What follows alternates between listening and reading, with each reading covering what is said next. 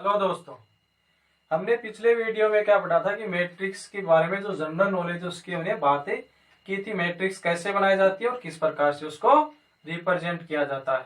अब देखो, उसमें लास्ट में आपने 2-3 पॉइंट लिखे थे नोट के रूप में। उसमें एक आपको और बात ध्यान में रखनी है कि मैट्रिक्स क्या होती है, एक व्यवस्था होती है। इसका आप कभी भी मान ज्ञात नहीं करते। इसमें सबसे पहले ही बताया था आपको कि मैट्रिक्स से व्यवस्थित क्रम होता है या व्यवस्था होती है। व्यवस्थित क्रम किसी संख्या का भी हो सकता है या फलन का भी हो सकता है।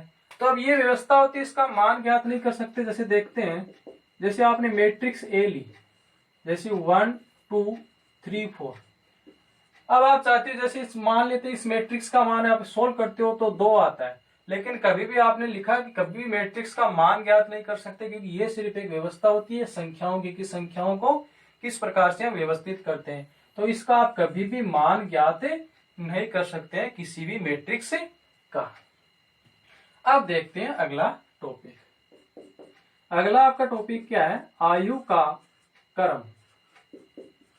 आयु का क्रम, या इसको आप बोलते हो ऑर्डर ऑफ मैट्रिक्स। मैट्रिक्स का आप ऑर्डर निकाला। अब क्रम या ऑर्डर इसको बोला गया, जैसे इसका दूसरा नाम क्या होता है, इसको आप क्या बोलते हैं? जैसे जनरली हम इसको कोटि बोलते हैं कि ये कोटि हम किस प्रकार से किसी मैट्रिक्स की ज्ञात करेंगे, किसी मैट्रिक्स का ऑर्डर किस प्रकार से ज्ञात करेंगे। अब देखते हैं कि एग्जांपल लेते हैं। जैसे ए आपने मैट्रिक्स ली 1 2 3 4 0 और 5, ये आपने मैट्रिक्स ली। अब इस मैट्रिक्स का आपको ऑर्डर निकालना है। इस मैट्रिक्स का आप ऑर्डर कैसे निकालते हैं, इसके लिए आपको एक छोटी सी बात ध्यान में रखनी है कि इसका ऑर्डर किस प्रकार से निकालते हैं। कोटि आप इसको ऑर्डर बोलते हो। ऑर्डर कैसे निकालेंगे इसको? इस पंक्ति में आपको पता है कि जो आप मैट्रिक्स ली है इसमें पंक्ति और कॉलम आपको बताए थे कि ये जो हॉरिजॉन्टल होती है इसकी पंक्ति होती है, इसको आप रो बोलते हैं। रो का पहला अक्षर आर होता है, उसको R1 दे दिया, इसको R2 दे दिया। ये स्तंभ होते हैं, इसको आप कॉलम बोलते हैं। कॉलम का पहले C तो C1 हो गया, ये C2 हो गया, ये C3।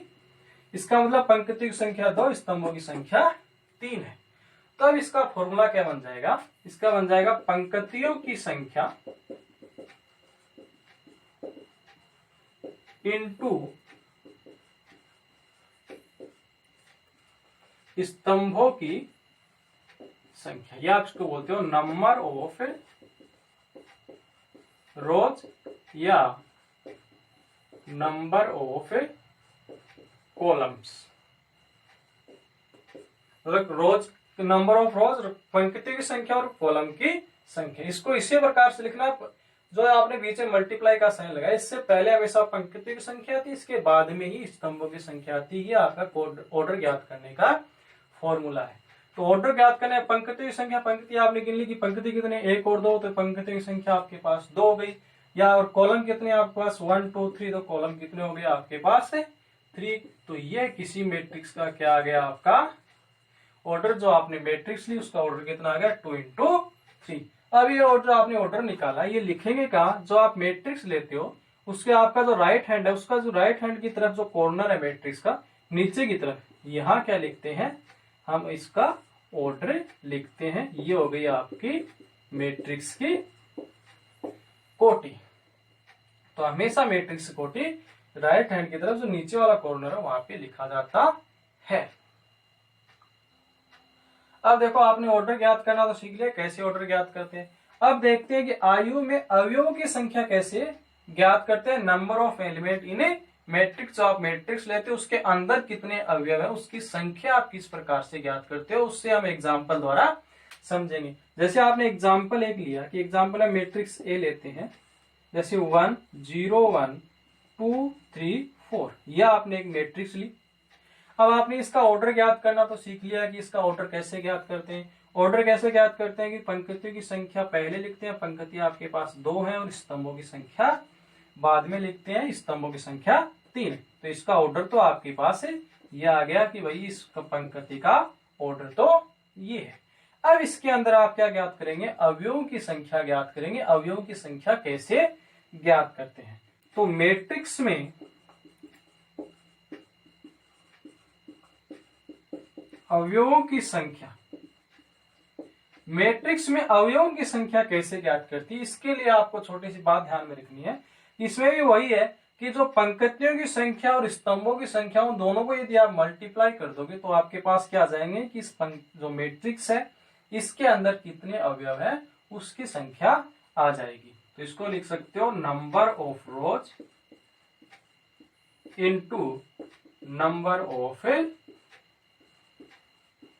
कॉलम्स, मतलब पंक्तियों की संख्या इनटू स्तंभों की संख्या को गुणा कर देंगे तो आपके पास क्या आ जाएगा, जो ये आपकी मैट्रिक्स है उसके अंदर कितने है उसकी संख्या। तो यहाँ पंक्तियों की संख्या आपके पास 2 है और कॉलम की संख्या 3 है, तो दोनों को मल्टीप्लाई करोगे तो आपके पास अवयवों की संख्या कितनी आ गई, 6 आ गई। तो इसके गिन के देख लेते हैं, जैसे 1 2 3 4 5 6, तो ये क्या आ गई आपके पास पंक्तियों की संख्या आ गई। अब देखो आपने इसका ऑर्डर भी ज्ञात कर लिया, अवयवों की संख्या भी ज्ञात कर ली, तो हम इसकी सहायता से ये क्या करेंगे, अब हम मैट्रिक्स का जो जनरल फॉर्म होता है उसके बारे में चर्चा करेंगे, क्योंकि उससे पहले आपने ये ज्ञात कर ली तो जनरल फॉर्म अब वो क्या हो जाएगा आपके पास आसानी से समझ में आ जाएगा। अब हम क्या करेंगे कि जो आपकी आयु है मैट्रिक्स है उसका व्यापक रूप होता है या जनरल फॉर्म उसकी क्या होती है। अब देखते हैं, जैसे हमने एक मैट्रिक्स ली है, पहले हम मैट्रिक्स बनाते हैं फिर आसानी से आपको समझ में आ जाएगा। पहला अवयव जैसे A11 A12 A1J dot dot A1N, इसमें पहले क्या लेते हैं, मान लेते हैं कि माना मैट्रिक्स में पंक्तियों की संख्या, उसको आप क्या ले लेते हो कि जो पंक्ति है उसकी संख्या को m ले लेते हैं, और मैट्रिक्स में स्तंभों की संख्या हम क्या ले लेते हैं, n ले लेते हैं। कि हमने पंक्ति की संख्या m मान ली और स्तंभों की संख्या n मान। अब पहले मैट्रिक्स बनाते हैं कि जनरल मैट्रिक्स किस प्रकार से। फिर दूसरी जो ये पहली पंक्ति हो गया, सेकंड 2 1 A22 A2J और A2N, तो ये क्या AI1 AI2 AIJ AIN। I पंक्ति की संख्या m, AIM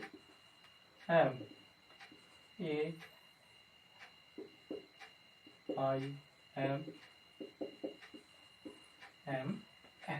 अब इसको आप देखो कि ये इसमें क्या है।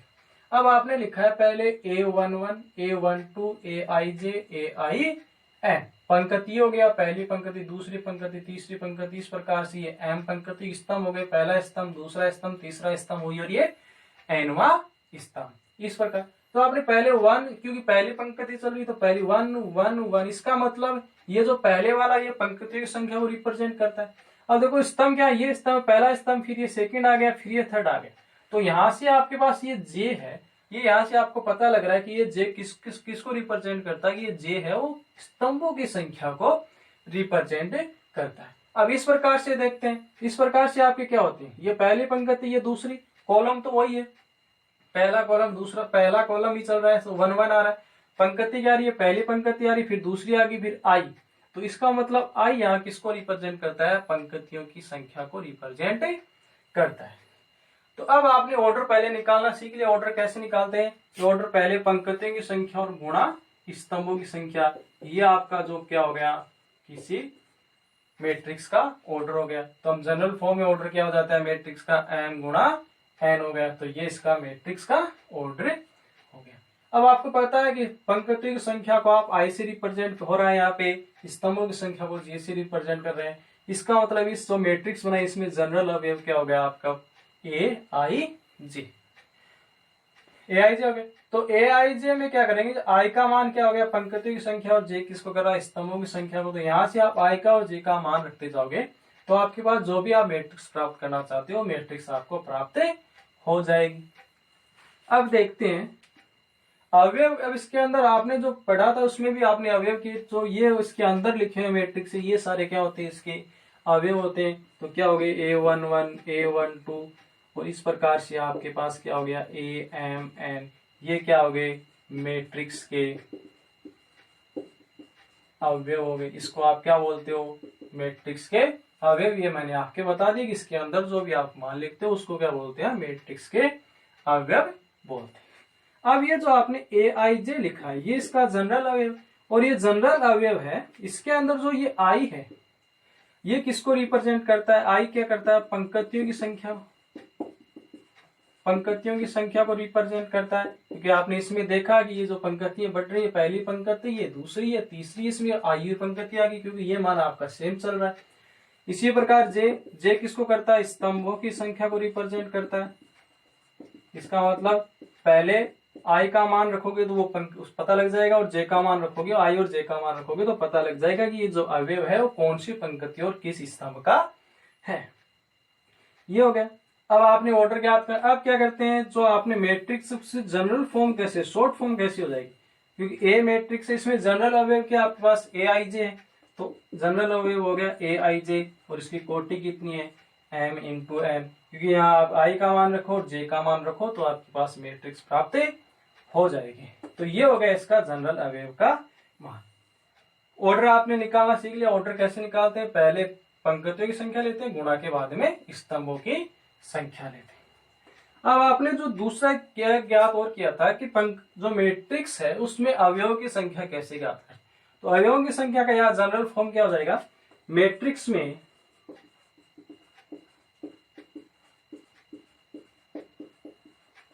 अवयवों की संख्या, अवयवों की संख्या आपका सूत्र था कि अवयवों की संख्या कैसे निकालते हैं जो आपकी पंक्ति और स्तंभ है उसको मल्टीप्लाई करके तो MN ये हो गया आपके पास है अवयवों की संख्या निकाल। अब जो आपने जितना पढ़ा है उसके बाद से क्या करते हैं थोड़े बहुत एग्जाम्पल हमें कर लेते हैं ताकि आपको पूरा का पूरा समझ में आ जाए। अब देखो पहला एग्जाम्पल क्या दे रखा है कि 3 कारखाने हैं उसमें क्या पुरुष और महिला कर्मी जो काम करते हैं उसकी आपको संख्या दे रखी है। पहला कारखाना उसमें पुरुष 30 है महिला 25 है दूसरे 25 31 है तीसरे में 27 और 26 है। अब इस पे आपको 2 क्वेश्चन पूछे छोटे छोटे। पहला क्वेश्चन क्या है उपयुक्त जो सूचना दे रखी है उस सूचना के आधार पे आपको 3/2 की मैट्रिक्स आपको बनानी है कि जो आपकी 3 गुणा 2 की मैट्रिक्स आप बनानी। तो पहला क्वेश्चन 3 गुणा 2 की मैट्रिक्स बनाए। तो पहला सॉल्यूशन करते हैं 3 गुणा 2 की मैट्रिक्स आप किस प्रकार मैट्रिक्स को आप इस बॉक्स में रिप्रेजेंट करते हो।